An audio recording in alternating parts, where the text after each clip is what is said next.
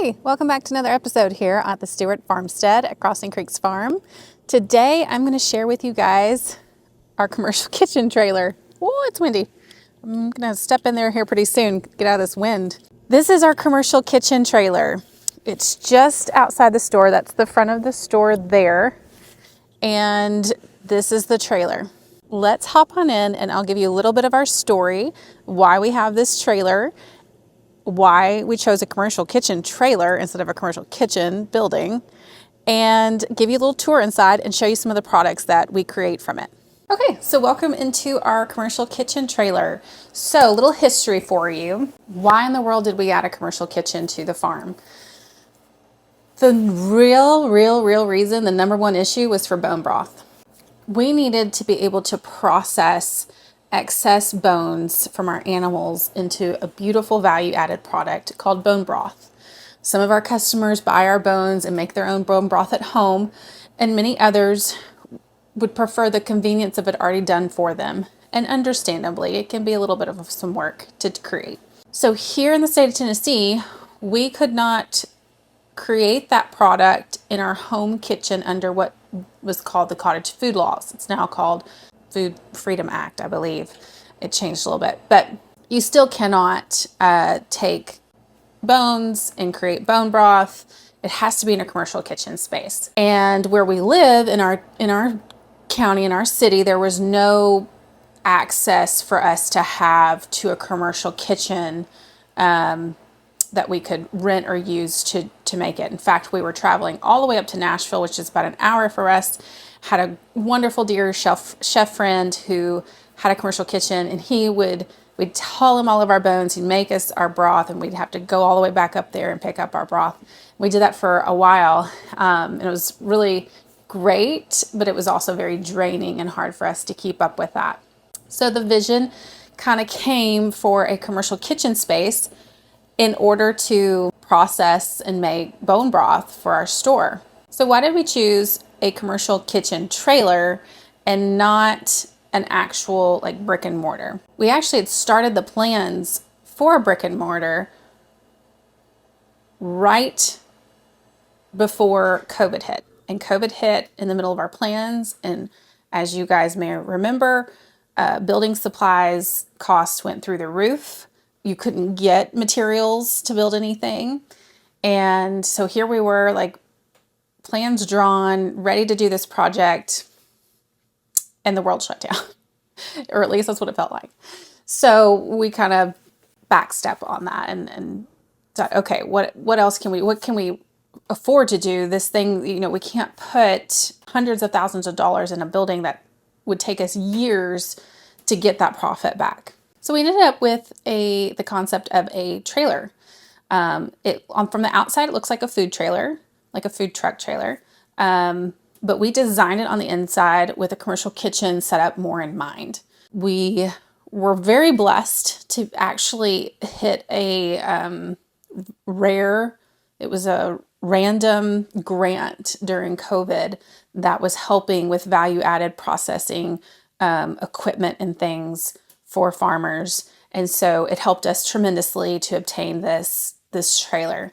That grant was supposed to help with infrastructure, and then they changed it midway, and they would only help with equipment. So we bought a brand new trailer and then had a local guy that designs food trucks to build out the interior for us. Of course, if you're going to have a commercial kitchen, you're like, well, I can do a whole lot more than just bone broth. But really, bone broth was at the heart of it for us. It does have wheels and it can move. It doesn't leave the property. One, we don't have time. And two, the permit that we hold with the state for this actually will not allow us to leave the property with it. We chose to go through our Tennessee Department of Agriculture for our permit instead of the health department, which has been a great partnership. We have enjoyed working with them for the most part. And so they come out and do our inspections and they hold our permit for this space. So I encourage you to figure out whether you want to go through your state Department of Ag or the health department to get your permit if this is something that you're interested in doing. I had no experience running a kitchen. Heck, I didn't have any experience running a store either, but here we are doing both. And it has been a wild ride for sure. And I'm not gonna lie, there's been many seasons where I thought I'm selling this kitchen trailer and I'm getting rid of it right now. And yet the Lord has kept me from doing that. But that is something to consider. That was really great with the trailer, was that we were like, okay, we can do this space for a few years, figure out if we even want to keep a commercial kitchen on site. And then maybe in the future, we can actually build a brick and mortar commercial kitchen. That may or may not happen. I don't know. I'm grateful for the space we have. It is tight. It is small. 2, maybe 3 people at best can work in here together. More than 3 is just too cramped. But it is space that we can use. And it has helped us tremendously with our value added, which is so important for farms and farmers to have access to be able to create value added products. So we do a lot of different things. It does have a window on it. It's closed right now. I'll show you that in a second because we're not open today. But the window opens up on Saturdays when the store is open, and we serve organic lattes and smoothies. We do specialty seasonal drinks, and it's really fun. We also create a wide variety of product that's just developed over time, whether that's been from customer feedback or it's been from a need. So like bone broth, we needed bone broth because we needed to move some bones out of inventory for freezer space. So we created it into bone broth. We've done the same with, if for some reason we just have an excess of ground beef for a season, which is kind of rare for us. But if that happens, we'll create something like a chili and we'll sell chili, or we've done enchiladas in the past and we'll do like take and bakes. We do a lot of take and bake items. We do chicken pot pies where we use our chicken drumsticks, which don't sell as well. And we have created these amazing chicken pot pies that everyone loves. And so we do a lot of take and bake. So they take them home and they bake them. We usually do stuff that we can freeze so that we don't have the risk of something not selling right away and losing money that way. But yeah, I'll bring some products. Actually, I'll take you into the store and show you some of the products that are currently in stock that we make here from the kitchen. But let me give you a little tour. It's not much to tour, but it's ours and we're grateful for this tiny space. Let me flip you around. All right, here she is in all her beauty and glory. She might be small, but she's mighty. And we do a lot of things in this space. We also try to take advantage of every bit of space that we have available. So this is one of our working counters. We keep a toaster oven in here, mainly for our employees to be able to heat their lunch up if needed. But we have used it for other things. Those are all of our spices in the glass jars. We do organic spices. We have storage under. We have charts so our employees keep track of what's coming, what they need to be working on for the next week. So it's production schedule for the next week. We have safety guidelines up there, our permits and things hanging on the fridge. So this one is a fridge and this one's a freezer. We use this as our drying rack when we're cleaning dishes. Of course, we have our hand sink. You have to have a hand sink and a 3-bay sink. We have all of our sanitizers set up. This is the window. So the window opens up and we can serve out of here and take orders. So that's and this is like our drink menu, that we offer. It's a lot of fun. And there's somebody, okay, it's like a running joke. Somebody left Jesus. Love it. All right, you never know where you're gonna find him.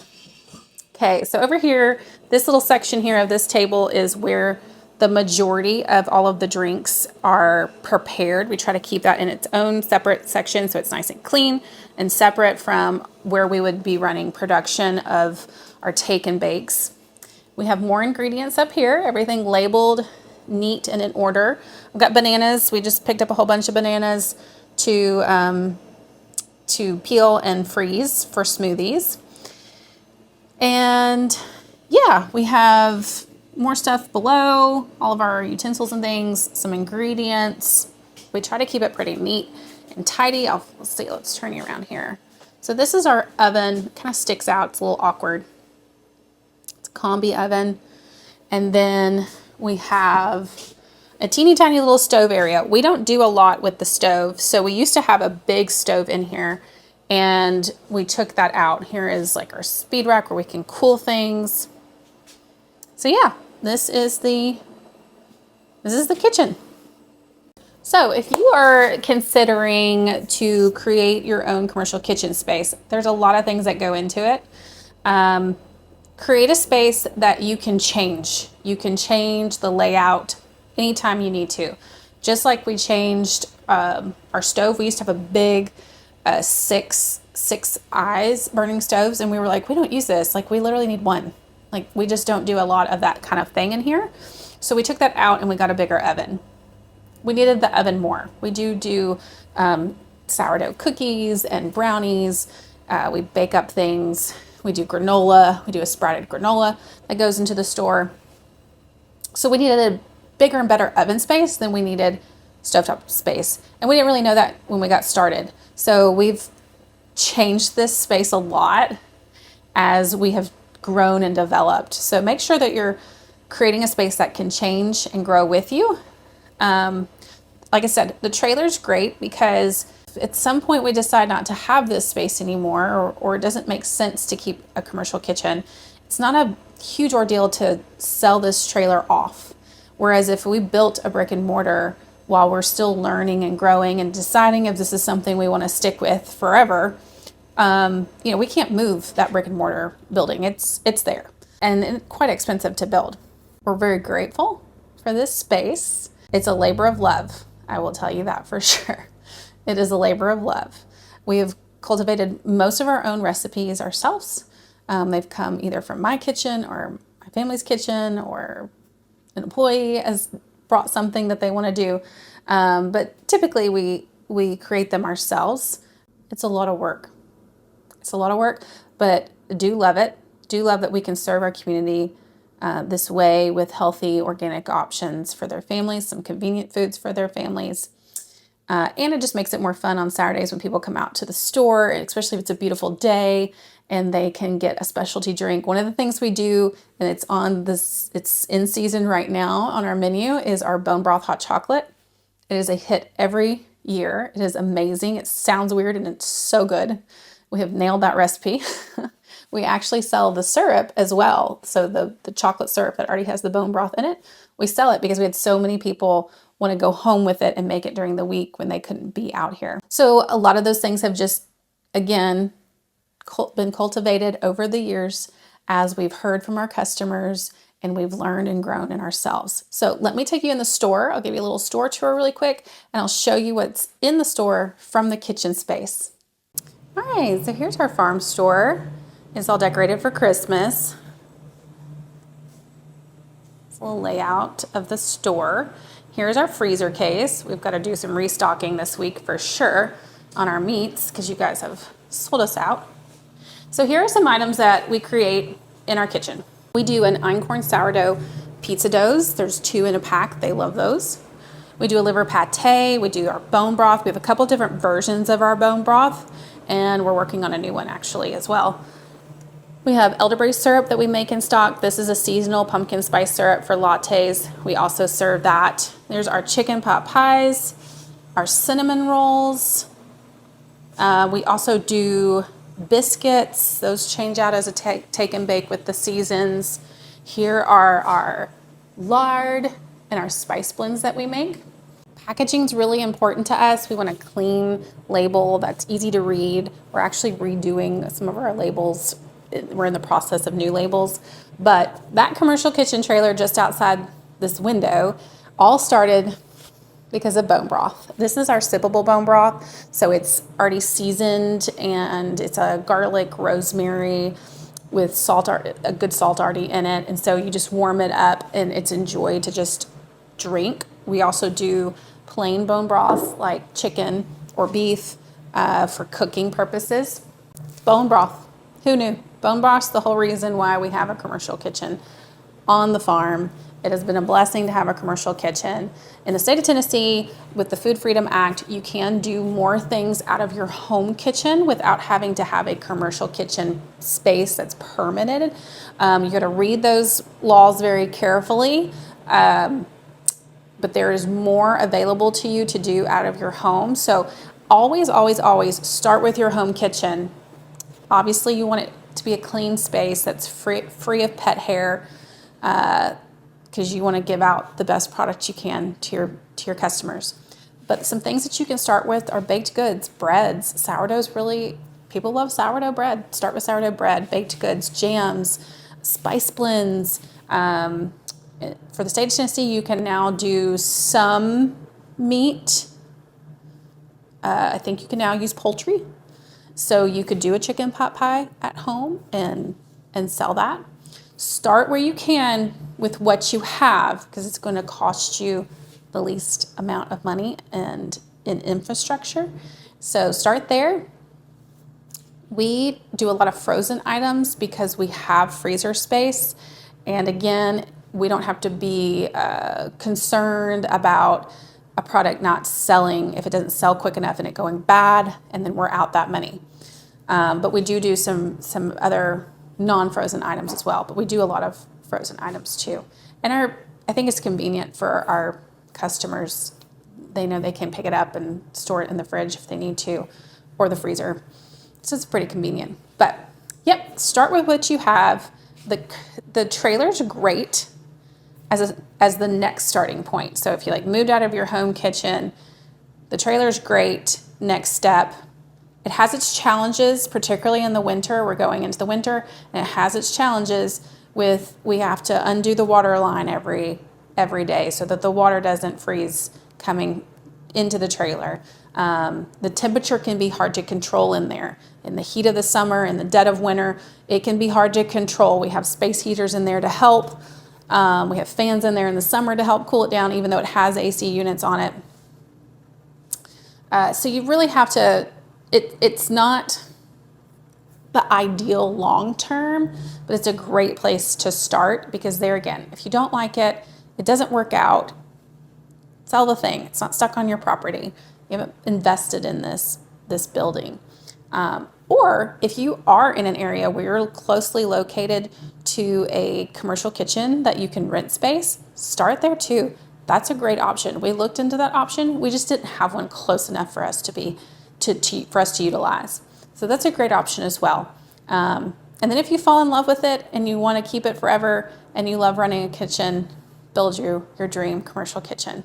But you do have to have some permits. So make sure you check out those before you do anything. Check your state laws, because it is important. And they don't like it when you don't do the laws.